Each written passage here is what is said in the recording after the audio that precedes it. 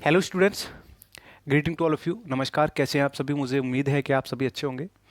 मैं आज आपको क्लास 10th की पोएम नंबर 1 लेकर के आया हूँ, द डस्ट ऑफ स्नो। आपके यूपी बोर्ड एग्जाम्स आ चुके हैं। मैं यहाँ पर आपको जो आपका रीडर है उसको कवर कराने की पूरी कोशिश करूँगा और आपको बहुत बढ़िया से समझाने वाला हूँ। एक बार आप इस पूरी वीडियो को देख लेंगे, आपको ये पोएम जो है वो पोएम और इसका सेंट्रल आइडिया और इसके क्वेश्चन आंसर सभी समझ में आ जाएंगे बहुत ही अच्छे तरीके से। ठीक है, तो यहाँ पर हमारी पोएम है the dust of snow by Robert Frost ji. तो इसको मैंने यहाँ पर, इसकी 8 लाइनें हैं, 8 लाइनों को लिख रखा है। इसकी हम हिंदी समझेंगे और इसके बाद में हमने यहाँ पे सेंट्रल आइडिया लिखा है इस पोएम का, जो कि बहुत ही छोटा है, बहुत ही शॉर्ट है। और इसके बाद में हमने यहाँ पर कुछ थीम, जो कि सबसे ज़्यादा इंपॉर्टेंट है। हर पोएम की अपनी एक थीम होती है, इसका मेन थीम क्या है वो हमने यहाँ पर आपको लिख करके बढ़िया से समझाने वाले हैं। तो मुझे उम्मीद है आप कॉपी पेन लेके बैठेंगे। लिखिए मत, अभी लिखना लास्ट में दोबारा देखने के बाद, पहले समझ लीजिए। ठीक है, चलिए देखिए, हमारी जो पोएम है, इस पोएम का नाम है द डस्ट ऑफ स्नो। और द डस्ट ऑफ स्नो किसके द्वारा लिखे थे? रॉबर्ट फ्रॉस्ट जी के। ये आपको भी पता है और सभी को पता है। ठीक है, चलिए, इसमें पहली 4 लाइनें हैं। चूंकि पोइट जो है इस पोएम को लिखने से पहले एक सिचुएशन से गुजर गुजर जाता है, इसके बाद इस पोएम को लिखता है। और पोइट कौन? रॉबर्ट फ्रॉस्ट जी। वो पहली 4 लाइनों में कहते हैं कि उनके जीवन की एक ऐसी घटना है जो कि घटी थी और नेचर के साथ जुड़ करके, प्रकृति के साथ जुड़ करके वो ठीक हो गई। वो क्या घटना थी? वो कहते हैं the way a crow shook down on me the dust of snow from a hemlock tree. मतलब वो एक हेमलॉक ट्री जो पेड़ होता है, उस पेड़ को हम बोलते हैं धतूरे का वृक्ष। ठीक, ये एक धतूरे के वृक्ष के नीचे बैठे होते हैं। उस धतूरे के वृक्ष के ऊपर एक कौवा बैठा हुआ था। उस कौवे ने डाली हिलाई, यानी कि कौवे के बैठने से डाली हिली और उनके शरीर पर एक बूंद गिर जाती है। जब एक बूंद उनके शरीर पर गिर जाती है, उस धतूरे के पेड़ से, यानी कि हेमलॉक ट्री के ऊपर से एक बूंद गिरती है उनके शरीर पर। और जब वो बूंद गिरती है तो उनका जो एक्सप्रेशन होता है, स्वभाव जो होता है, वो थोड़ा सा चेंज होता है। देखिए कैसे होता है। हैज़ गिवन माई हार्ट, लेखक कहते हैं, मतलब जो है पोइट कहते हैं कि हैज़ गिवन माई हार्ट, मेरे हृदय को दिया अ चेंज ऑफ मूड, इनकी मन को बदलना। मतलब मेरे हृदय, मेरे मन दोनों को किसने, एक जो बूंद गिरी थी उस बूंद ने चेंज किया। एंड सेव्ड सम पार्ट, और कुछ हिस्सा बचा लिया, और कुछ हिस्सा बचा लिया of a day I had rued. मतलब दिन का जो मैंने बर्बाद कर दिया था। मतलब मैंने जो दिन बर्बाद किया, उस दिन में जो हिस्सा बचा दिन का, वो बचा लिया उस एक बूंद ने, उस एक डस्ट ऑफ स्नो ने। यानी कि उसका स्वभाव, उसका मन, सब कुछ कब बदला? जब वो एक वृक्ष के नीचे बैठा हुआ था, जब एक बूंद वहाँ से गिरी, गिरने के बाद उसके शरीर पे थोड़ा ठंडक सी महसूस हुई और उसका माइंड एकदम फ्रेश सा हो गया। अब ये सब कुछ घटना हुई क्यों? क्योंकि उस दिन लेखक क्या था, लेखक खुद कहते हैं अपनी बायोग्राफी में कि उस दिन वो थोड़े टेंशन में थे, और टेंशन में होने के कारण वो जाकर के एक वृक्ष के नीचे बैठे, जिस वृक्ष का नाम उन्होंने धतूरे का पेड़ यानी कि हेमलॉक ट्री दिया था। ठीक है, चलिए, किताब की हिंदी ये कहती है आपसे, कभी एक धतूरे के वृक्ष के नीचे खड़ा हुआ था, वृक्ष पर बैठे हुए एक कौवे ने वृक्ष को हिलाया और बर्फ का कण कभी पर गिरे। मतलब बर्फ के कण कभी पर गिरे। कभी दुखी मनोदशा में था, जब एक कौवे ने उसके ऊपर बर्फ के कण गिराए, इससे उसकी मनोदशा परिवर्तित हो गई और वह दिन के शेष भाग में दुखी रहा। मतलब जो बचा हुआ भाग था उसका, जो पहले बीत गया, उसमें दुखी रहा, लेकिन उसके बाद उसका जो दिन था वो बच गया। ठीक है, कैसे बचा, क्यों बचा, ये जब सेंट्रल आइडिया समझेंगे तो वो भी आपको समझ में आ जाएगा। तो इस तरीके से लेखक के साथ में जो है, इन 8 लाइनों की वजह से एक परिवर्तन आया, परिवर्तन आ गया। ठीक है, अब इसके बाद अब पढ़ते हैं हम केंद्र बिंदु, जिसको हम बोलते हैं सेंट्रल आइडिया। किसका सेंट्रल आइडिया? ये है पोइम का सेंट्रल आइडिया। क्योंकि पोइट ने बता दिया कैसे उसका दिन बच गया, जो दिन उसका खराब हुआ पूरे दिन का, और जो शाम का समय था वो उसका बच गया और वो टेंशन फ्री मूड में आ गया। लेकिन सेंट्रल आइडिया में क्या कहते हैं, मैंने बहुत शॉर्ट में आपको लिया है, the central idea of Robert Frost poem. Robert Frost की जो पोएम है उसका जो सेंट्रल आइडिया है the dust of snow poem is that, कि ये है, इसका सेंट्रल आइडिया है कि small things in nature can have a big impact on our mood and outlook on life. मतलब वो ये कहना चाहते हैं सीधा सीधा कि जो डस्ट ऑफ स्नो की पोएम है, इसमें छोटी छोटी चीज़ें भी जो कि नेचर की होती हैं can have a big impact, उनका बहुत बड़ा फर्क होता है। मतलब नेचर की चाहे छोटी छोटी चीज़ें हों, उनका जो फर्क होता है, इनका जो इम्पैक्ट होता है, उनका जो प्रभाव होता है, वो बहुत ही ज़्यादा हो जाता है छोटी छोटी चीज़ों का।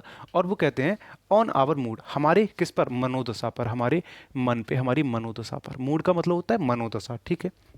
And outlook on life, outlook on life का मतलब होता है, आउटलुक का मतलब होता है जो हमारी दृष्टि होती है ना, आंखों से जो हम देखते हैं, तो हमारी जो दृष्टि है हमारी लाइफ के प्रति, वो भी पूरी चेंज हो जाती है। मतलब लेखक सेंट्रल आइडिया के द्वारा इस पोएम में ये कहना सोच रहा है कि प्रकृति की छोटी छोटी चीजें भी हमारे मनोदशा पर एक बहुत बड़ा फर्क डालती हैं, फर्क बनाती हैं, और हमारे दृष्टिकोण को या समझने के तरीकों को बदल देती हैं।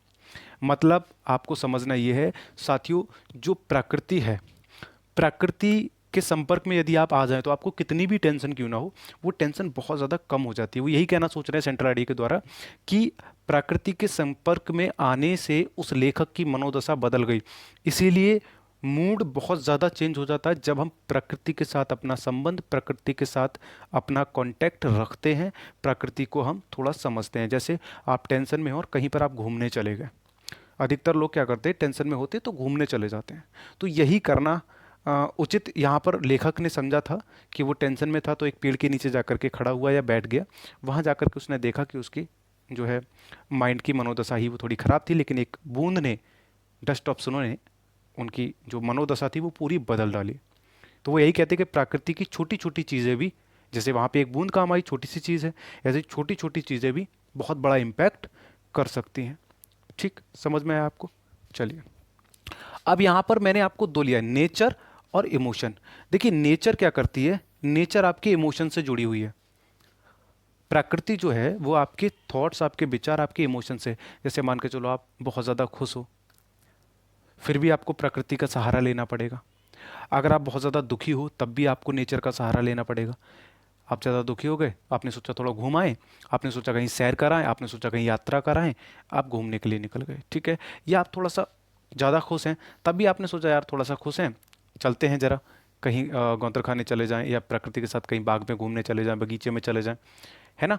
तो प्रकृति के साथ एक कांटेक्ट है नेचर का, मतलब नेचर का जो कांटेक्ट है वो किसके साथ में है, हमारी इमोशंस के साथ में है। इमोशन जैसे हमें बनाने हैं, प्रकृति हमें वैसा रास्ता दिखा देगी, मूड हमारा बदल देती है। चलिए, अब इसकी थीम क्या है, मतलब इस पोएम की थीम। अब थीम का मतलब आप समझ लो, ओवरऑल हर एक काम का कोई उद्देश्य होता है। लाइक आप पढ़ाई कर रहे हो तो आपका भी कोई उद्देश्य होगा, या तो आपको कोई जॉब लेनी होगी, या तो आपको पढ़ लिख के महान बनना होगा, जो भी आपका उद्देश्य है। सेम इसी प्रकार जब भी हम कोई पोएम पढ़ते तो उसका भी कोई अपना एम, कोई अपना उद्देश्य होता है। इसमें इसका क्या उद्देश्य, चलिए देख लेते हैं। वो कहते हैं कम्युनिकेशन। कम्युनिकेशन का मतलब होता है संचार। क्या होता है, संचार, ठीक है। कम्युनिकेशन बिटवीन नेचर, मतलब नेचर के बीच, एंड ह्यूमंस, और इंसानों के बीच। ह्यूमंस का मतलब होता है इंसान, तो नेचर के बीच और इंसानों के बीच में जो संचार है, जो बातचीत है। And the significance small nature events. The significance, तो सिग्निफिकेंस का मतलब होता है महत्व। क्या होता है, महत्व। चलिए मैं यहां लिख देता हूं, सिग्निफिकेंस का मतलब क्या होता है, महत्व, ठीक है। तो जो बातचीत है प्रकृति और इंसान के बीच की, उस बातचीत में जो महत्व है, स्मॉल नेचर इवेंट्स, कोई भी घटना हो नेचर की, प्रकृति से कोई भी घटना हो, इंसान के बीच की जो वार्तालाप होता है, इंसान के बीच की जो बातें होती हैं, वो एक दूसरे से जोड़ती हैं। यही इसका उद्देश्य है कि लेखक प्रकृति के साथ इंसानों को जोड़ना चाहता है। क्या करता है, इंसानों को एक दो प्रकृति के साथ कांटेक्ट, संचार कराना चाहता है कि लोग प्रकृति के साथ, बिटवीन नेचर एंड ह्यूमन, आदमी और प्रकृति, इंसानों और प्रकृति के बीच में एक महत्वपूर्ण संबंध बने। स्मॉल नेचर भी जो घटनाएं होती हैं उन पर क्या करती है, एक प्रकार का बहुत बड़ा फर्क डालती है। तो नेचर और इंसान के बीच में एक संबंध को, एक कम्युनिकेशन को स्थापित करना ही इसकी थीम है, इस पोएम की थीम है। तो मुझे उम्मीद है कि ये पूरी ओवरऑल पोइम समझ में आ गई होगी। 2 मिनट में उसको रिवाइज कर देता हूँ, इसके बाद आपको पोइम विद सेंट्रल आइडिया समझ में आ जाएगी। पोइम में क्या कह रहा है लेखक, यानी रॉबर्ट फ्रॉस्ट जी क्या कह रहे हैं? वो कह रहे हैं कि वो उस दिन टेंशन में थे और एक पेड़ के नीचे जा करके बैठ गए या खड़े हो गए।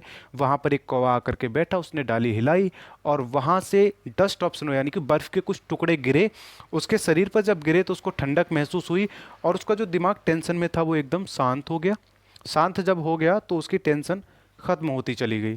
टेंशन जब खत्म होती चली गई तो जो दिन उसने खराब किया वो दिन भी उसका खराब होने से बच गया।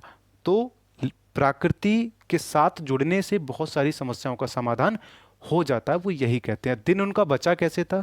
अगर 24 घंटे में से वो 5 घंटे उदास या 15 घंटे उदास रहे तो बचे हुए जो 9 घंटे थे वो उनके बच गए, सेव हो गए, जब उन्होंने वृक्ष के नीचे अपने आप को स्थापित किया था। तो प्रकृति और इंसान क्या है? एक दूसरे से कनेक्टेड है, एक दूसरे के इमोशन से कनेक्टेड है। नमस्कार, धन्यवाद।